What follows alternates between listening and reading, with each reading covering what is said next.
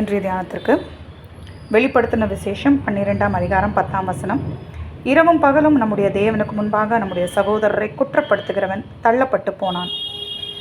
இவ்வசனத்தை தியானிக்கும் போது யார் இந்த தள்ளப்பட்டு போனவன்னா சாத்தான் தான்.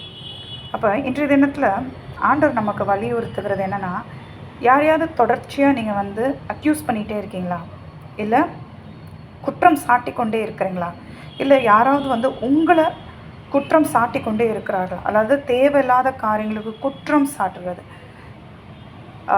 ஞானத்தோடு ஆலோசனை கொடுப்பதில்ல, குற்றம் சாட்டி கொண்டே இருக்கிறது. அதாவது எதை எடுத்தாலும் குற்றம் சாட்டுகிறது. இப்படிப்பட்ட குணாதிசயம் யாரோடதுன்னா சாத்தானுடையது. அப்போது இப்படிப்பட்ட குணாதிசயம் வெளிப்படுகிற இடங்களில் நம்ம என்ன பார்க்கணுன்னா, அந்த நபர் சாத்தானால் ஏவப்பட்டு தான் இந்த காரியங்களை செய்து கொண்டு இருக்கிறாங்க. ஆகையால் இன்றைய தினம் உங்கள் வாழ்க்கையில் இப்படிப்பட்ட ஒரு குணாதிசயம் இருக்கிறதா ஆராய்ந்து பார்க்க தேவன் வலியுறுத்துகிறார். தொடர்ந்து உங்களுக்கு வெறும் குற்றங்கள் மாத்திரம்தான் மற்றவங்க மேலே தெரியுதுன்னா, இது கண்டிப்பாக தேவன் கொடுக்குற ஒரு உணர்வு கிடையாது, சாத்தானாக இருக்கிறது. அன்பு செலுத்துவது, நிதானமாக தவறுகளை சரி செய்து கொள்வதற்கு ஆலோசனை கொடுப்பது, இதெல்லாம் தேவன் கொடுக்குற ஒரு உணர்வாக இருக்கும். மாறாக குற்றம் சாட்டுவது சாத்தானுடைய வேலையாக இருக்கிறது.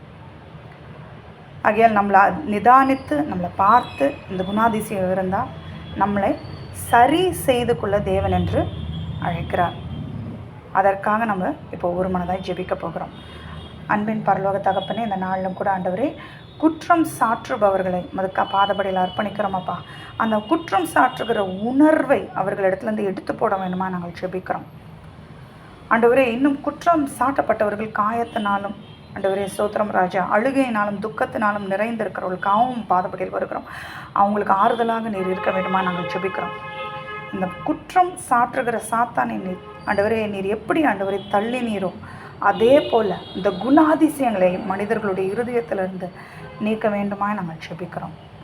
உமது கிருபை இறங்கட்டும். இயேசு நாமத்தில் ஜெபித்து ஜெயங்கள் எடுக்கிறோம். ஜெபம் கேளும் நல்ல பிதாவே, ஆமென்.